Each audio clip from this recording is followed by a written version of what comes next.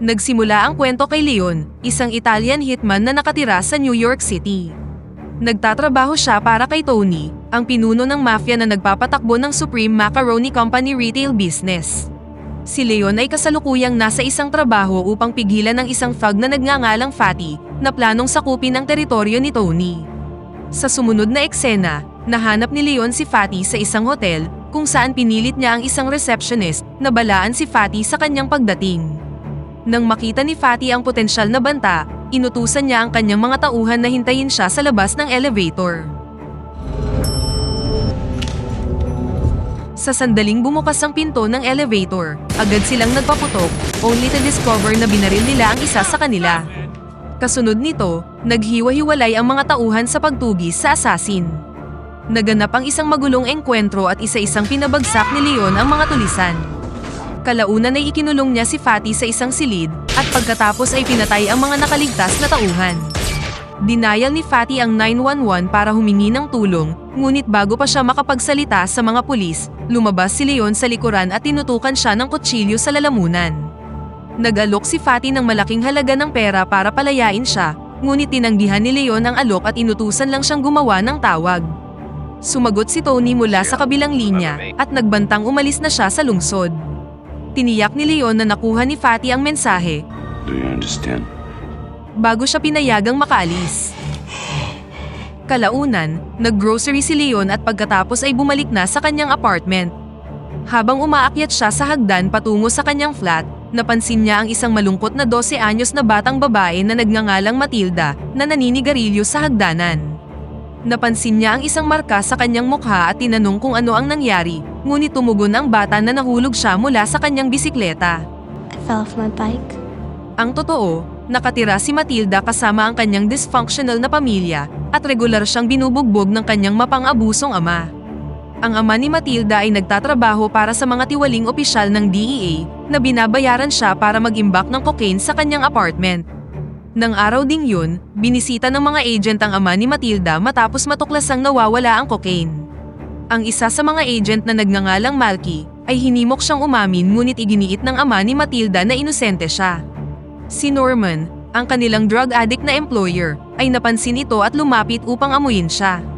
Sinabi ni Norman na naniniwala siya sa kanya ngunit inutos niyang dapat niyang alamin kung sino ang magnanakaw at babalik sila sa susunod na araw. Narinig ni Leon ang lahat sa kanyang silid ngunit pinabayaan niya lang ito. Kinaumagahan, ginawa ng pamilya ni Matilda ang kanilang normal na gawain. Napasobra ang tulog ng kanyang ama, ang kanyang ina naman ay naghahanda na sa trabaho, ang kanyang kapatid na babae ay nag-eehersisyo habang nanunood ng fitness show, at ang kanyang 4 na taong gulang na kapatid na lalaki naman ay naglalaro ng mga laruan. Samantala, sinimulan ni Leon ang kanyang karaniwang gawain, simula sa pag-eehersisyo at pag-aalaga sa kanyang halaman. Kalaunan, bumisita siya sa isang kalapit na teatro upang makita ang kanyang paboritong traditional musical show. Pagbalik niya, nakita niya si Matilda sa labas ng kanyang flat na merong dugo sa kanyang ilong. Inalok niya ito ng pamunas at pumayag ang bata na bilhan siya ng gatas. Habang namimili si Matilda, pinasok ni Norman at ng kanyang mga armadong tauhan ang kanilang apartment. Bumunot si Norman ng shotgun at marahas na binaril ang pamilya ni Matilda, simula sa kanyang ina, kanyang half-sister, at pagkatapos ay ang kanyang ama naman.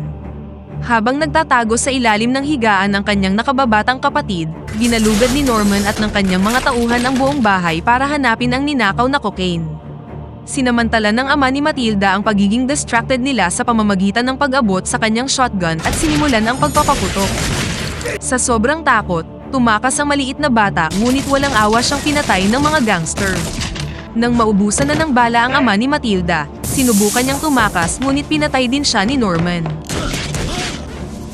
Kalaunan, nang nakabalik na si Matilda mula sa grocery shop, natuklasan niya ang bangkay ng kanyang ama.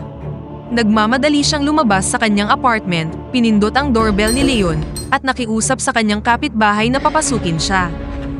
Sa kabila ng kanyang pag-aalinlangan, kalaunan ay binuksan din ni Leon ang pinto at pinapasok siya. Makalipas ang ilang sandali, nahanap na ng mga kriminal kung saan nakatago ang cocaine at pagkatapos ay umalis na sa apartment. Matapos ang trahedyang ito, ipinahayag ni Leon ang kanyang pakikiramay sa dalaga. Nanindigan si Matilda na wala siyang pakialam sa kanila at nagdadalamhati lamang para sa kanyang inosenteng kapatid na lalaki. Sinubukan ni Leon na pasayahin siya sa mapaglarong paraan at sa kabutihang palad, gumana ito at napangiti ang bata. Kalaunan, tinanong siya ni Leon kung meron siyang ibang pamilyang mapupuntahan, na sinagot naman ni Matilda na wala na. Hindi nagtagal, natuklasan ni Matilda ang trabaho ni Leon bilang hitman at nakiusap sa kanyang alagaan at turuan siya ng kanyang talento upang maipaghiganti ang kanyang nakababatang kapatid. Bilang kapalit, inalok niya ang kanyang serbisyo bilang isang kasambahay at guro dahil mukhang illiterate si Leon o taong hindi marunong bumasa at sumulat. Gayunpaman, pinahinto siya ni Leon at inutos na matulog na siya dahil wala siyang ideya kung ano ang ibig sabihin ng illiterate. Kinaumagahan, ginawa muli ni Matilda ang parehong alok ngunit tumanggi si Leon at sinabing ang pakikipaglaban ay hindi angkop na trabaho para sa isang babae. Tumugon si Matilda sa pamamagitan ng pagbaril sa ilang kalapati gamit ang isa sa kanyang mga baril na labis namang ikinagulat ni Leon. Ang pagkilos na ito ang kalaunang humikayat kay Leon at nag-alok na sasanayin siya. Kalaunan ng araw na yun, umalis ang dalawa sa kanilang apartment at nag-check-in sa isang hotel. Pagdating nila doon, hiniling ng receptionist kay Leon na kumpletuhin ang isang form. Dahil alam ni Matilda na hindi siya marunong bumasa o sumulat, inalok niyang gagawin ito sa ngalan ni Leon. Sa sumunod na araw, sinimulan na ni Leon ang pagsasanay sa batang babae. Una, ipinakita niya sa kanya kung paano gumamit ng rifle at binigyang diin ang halaga nito sa pagpapanatili ng distansya mula sa target. Pagkatapos ay dinala niya si Matilda sa rooftop at tinuruan siya kung paano gawin ang tamang postura. Pinayuhan niya ang bata na barilin ng sino mang gusto niya bilang practice dahil ang baril ay loaded lamang ng mga paintball. Sumunod si Matilda sa kanyang payo at binaril ang isang jogger. One shot, not bad, huh? Bilang bahagi ng training, binigyan ni Leon si Matilda ng mga pisikal na ehersisyo at hinimok siyang uminom ng gatas para lumakas siya. Bilang kapalit ng kanyang training, ginawa ni Matilda ang kahit na anong inutos ni Leon, nilinis ang kanyang silid at tinuruan siya kung paano magbasa at magsulat. Isang araw, pinanood ni Matilda si Leon na inaalagaan ang kanyang paboritong halaman. Nagkomento siya sa kanyang pagkahilig sa mga halaman, kung saan sumagot naman si Leon na para na niya itong matalik na kaibigan dahil hindi ito nagtatanong at wala itong lugar sa lipunan tulad niya. Sinabi ni Matilda na kung talagang nagmamalasakit siya para sa halaman, dapat niyang ilagay ito sa isang parke at hayaan itong lumaki. Habang lumilipas ang mga araw, mas pinahalagahan nilang dalawa ang isa't isa, at sa wakas ay nakabuo ng emotional attachment. Unti-unting humanga si Matilda kay Leon at nagkaroon ng romantic feelings para sa kanya. Madalas niyang ipinapakita ang pagmamahal niya para kay Leon, ngunit hindi siya nito pinapansin. Kalaunan, nakipagkita si Leon kay Tony, na siyang nagtatago ng lahat ng kanyang kinita sa buong taon. Hindi marunong bumasa at sumulat ni Leon at ayaw niyang asikasuhin ang mga ito, ngunit ngayon, tila kailangan na niya ang pera. Naghinala si Tony na meron siyang babae sa kanyang buhay at pinaalalahanan siyang maging maingat. Tiniyak niya din kay Leon na ligtas ang kanyang pera sa kanya at hinikayat siyang lumapit kung may kailangan siya. Bago umalis, itinalaga siya ni Tony sa isang bagong assignment na tinanggap naman ni Leon. Samantala sa hotel, nakipag-usap si Matilda sa receptionist at sinabing si Leon ay hindi kanyang ama kundi ang kanyang kasintahan, na labis namang ikinagulat ng lalaki. He's my lover. Kinabukasan, umalis si Leon para sa kanyang misyon, habang si Matilda naman ay bumalik sa kanyang luma at restricted ng apartment. Pumasok siya sa loob at kinuha ang ilan sa kanyang mga gamit. Nakahanap din siya ng malaking halaga ng pera na itinago ng kanyang ama sa isang lihim na lokasyon. Maya-maya pa, narinig niyang may pumasok sa apartment at agad siyang nagtago. Lumalabas na si Norman ito at dalawang senior investigator. Tinanong ng mga pulis si Norman tungkol sa insidente at iginiit niyang self-defense ang nangyari.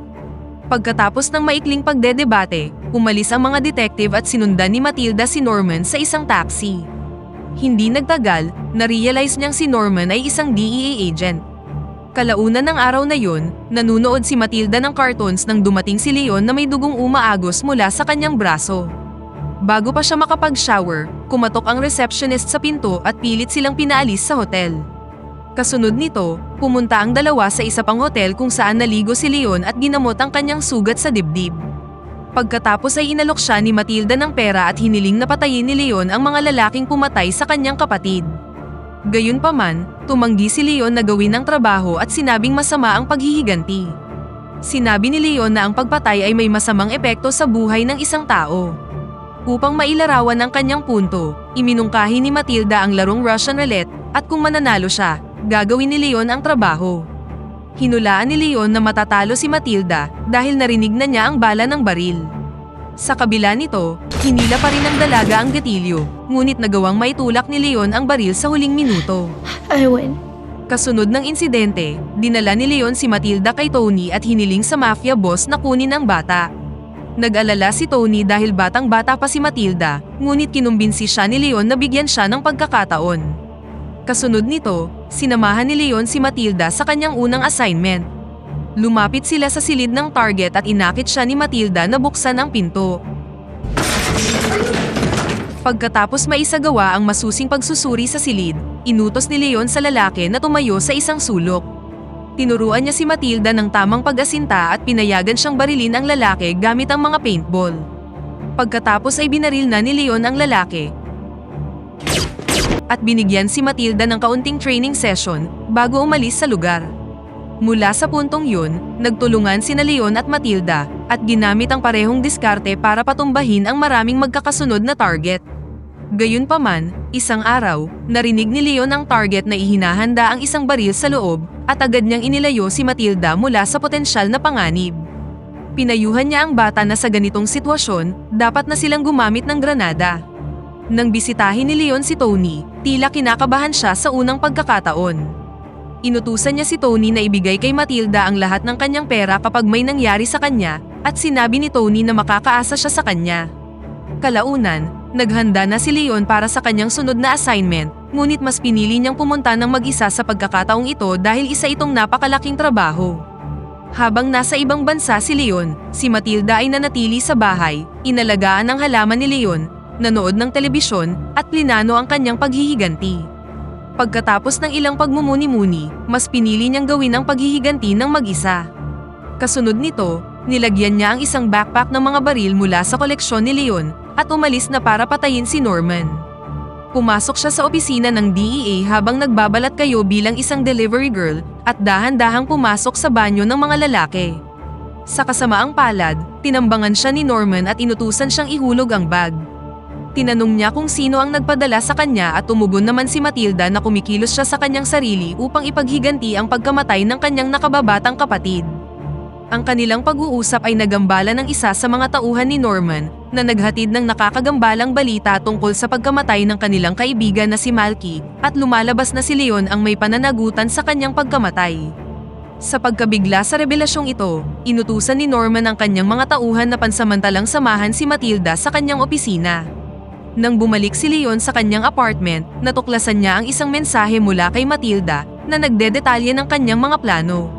Sa pag-alala para sa kaligtasan ni Matilda, pumunta siya sa opisina ng DEA upang iligtas siya at napatay ang dalawa sa mga tauhan ni Norman sa proseso.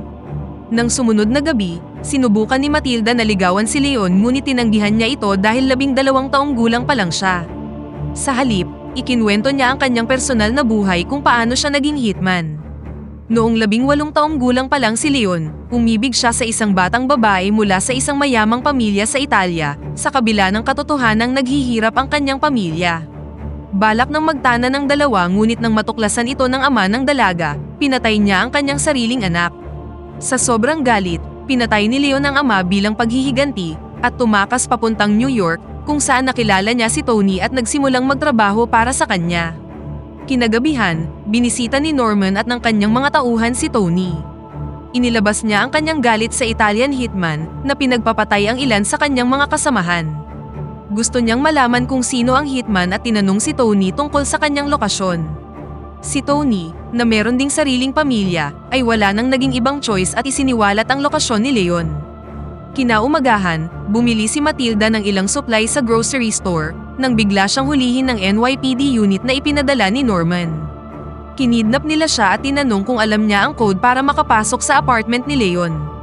Bilang tugon, binigay sa kanila ni Matilda ang maling code. Nang ginamit ng mga opisyal ang maling code para kumatok sa pintuan, naalarma si Leon. Hindi nagtagal, pumasok na sa loob ang mga armadong opisyal, ngunit natuklasan nilang wala itong laman. Si Leon, na nagtatago lang pala sa itaas ng entrance, ay dahan-dahang isinara ang pinto at pinatay sila. Nang malaman ito ni Norman, nagpatawag siya ng karagdagang suporta at pinalibutan ang buong gusali. Sa kabila ng napakarami nilang bilang, patuloy na pinabagsak ni Leon ang mga opisyal. Kalaunan, ginawa niyang bihag ang isang pulis at pinalaya si Matilda mula sa kanilang kustodiya. Nang makabalik sila sa loob ng apartment, gumawa si Leon ng isang butas sa dingding sa may air shaft na nagpahintulot kay Matilda na mabilis na makatakas. Noong una, nag-alangan si Matilda na umalis nang hindi siya kasama, ngunit tiniyak ni Leon na magkikita sila sa apartment ni Tony sa loob ng isang oras. Sa huli, ipinahayag ni Leon ang kanyang pagmamahal para sa dalaga bago siya pinatakas. Makalipas ang ilang sandali, winasak ng mga pulis ang pintuan ng apartment bago pumasok. Sa mga naganap na kaguluhan, nagbalat kayo si Leon bilang isang sugatang pulis. Nakatakas siya sa apartment at naloko ang mga awtoridad, maliban kay Norman na napansin siya. Habang papalabas si Leon sa lobby ng hotel, hinabol siya ni Norman at pinagbabaril siya mula sa likuran. Sa kanyang huling hininga, ibinigay ni Leon ang isang grenade pin sa palad ni Norman at sinabing ipinabibigay ito ni Matilda. Matilda. Binuksan ni Norman ang vest ni Leon at natuklasang puno ito ng mga bomba na kalaunan ay sumabog, na agad na pumatay sa kanya. Kasunod nito, nilapitan ni Matilda si Tony at sinubukan itong hikayatin na kunin siya bilang isang hitman.